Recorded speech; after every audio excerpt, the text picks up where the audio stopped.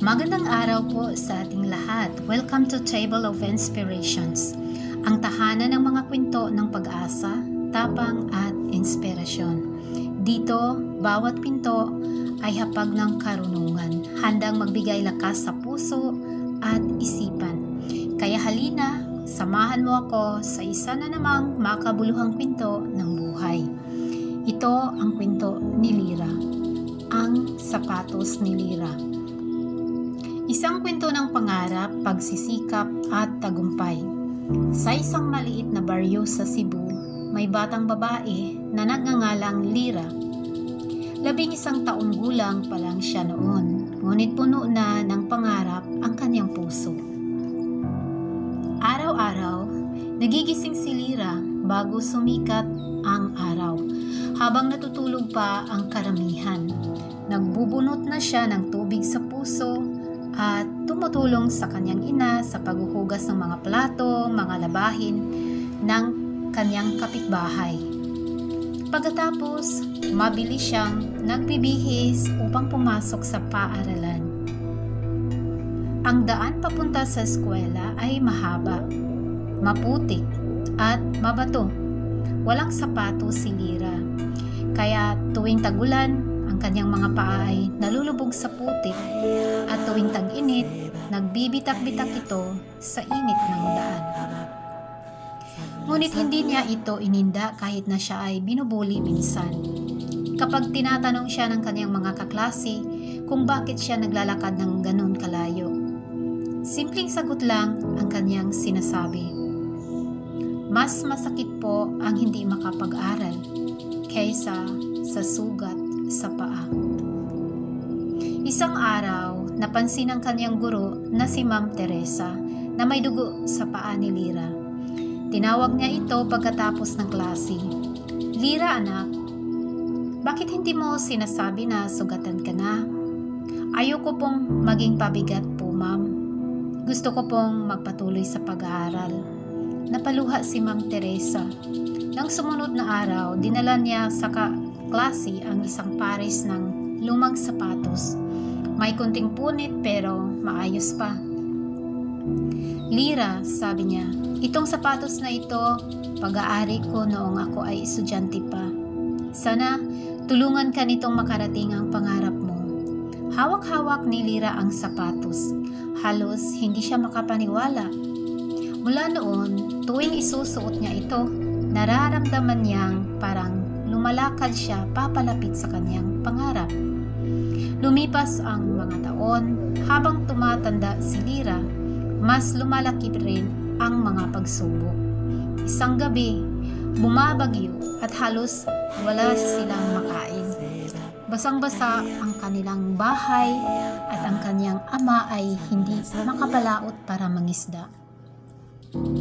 Sa kabila ng gutom at pagod, isinilid pa rin ni Lyra ang kanyang mga notebook sa lumang bag. Ma, papasok pa rin po ako bukas. Sayang po ang leksyon. Anak, sabi ng ina, ang sipag mo talaga, pero tandaan mo, huwag mong kalimutan magpahinga. Ma, kapag ako po ay nakatapos sa aking pag-aaral, hindi na po natin kailangang magtiis ng ganito. Wala na pong mga taong tingin nila sa atin ay parang basura. Ang mga salitang iyon ay naging apoy sa kanyang puso. Tuwing gabi, nag-aaral siya sa ilalim ng liwanag ng kandila. Madalas ay inaantok, pero hindi siya tumitigil. Habang naririnig niya ang kuliglig sa labas, sinasabi niya sa sarili, Lyra, isang araw, magiging guro ka rin tulad ni Ma'am Teresa. Pagkatapos ng maraming taon, ng sakripisyo, pagtitinda ng kakanin, paghuhugas ng plato sa karinderya, at pag-aaral kahit pagod, nakapagtapos si Lyra ng edukasyon sa kolehiyo. Sa kanyang tapang, sa araw ng kanyang pagtatapos, suot niya pa rin ang lumang sapatos na minsang ibinigay sa kanya ng guro. Medyo sira na ito, kupas pero puno ng alaala at lakas ng loob. Habang tinatawag ang kanyang pangalan, Lyra Mendoza, cum laude, nagtayuan ang kanyang mga magulang, umiiyak sa saya. Lumapit siya sa kanila, niyakap ang kanyang ina at ama. Ma, pa, natupad ko na po ang pangarap natin. Anak, sagot ng kanyang ama, noong araw, wala kang sapatos. Pero ngayon, ikaw na ang dahilan kung bakit taas noo kaming lumalakad. Pagkalipas ng ilang taon, si Lyra ay naging guro sa mismong paaralan kung saan siya pumapasok. Nung bata pa, araw-araw may dala siyang mga tsinelas at lapis para sa mga batang kapos tulad niya noon. Isang batang lalaki ang lumapit sa kanya. Bit-bit ang sirang tsinelas. Ma'am, pwede po bang pumasok kahit ganito lang suot ko? Ngumiti si Lyra.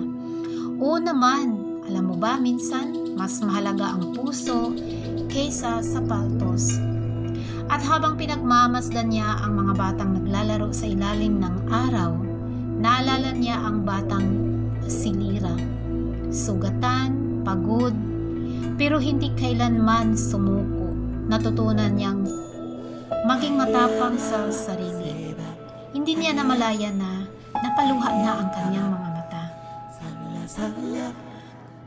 Ang tagumpay ay hindi dumarating sa mga taong may marangyang buhay, kundi sa mga may matatag na puso at pananalig sa Diyos. May tapang na humarap sa mga pagsubok sa buhay.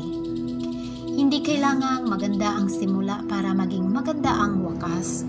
Ang mahalaga, hindi ka tumigil lumalakad kahit gaano kasakit ang daan, kahit gaano kasikip pa ang nasa harapan mo. Kaya maraming salamat sa inyong pakikinig dito sa ating Table of Inspiration. Sana ay may napulot kang aral at inspirasyon sa ating kwento ngayon. Kung nagustuhan mo ang video na ito, huwag kalimutang i-share, i-like at mag-subscribe para sa mas marami pang maikling kwento na gigising sa iyong puso. Ito ay napakaganda para i-share nyo sa inyong mga anak para mapakinggan nila ang napakagandang kwento. Muli, ako si Table of Inspirations kung saan bawat kwento ay may aral at bawat aral ay may pag-asa. Maraming salamat po.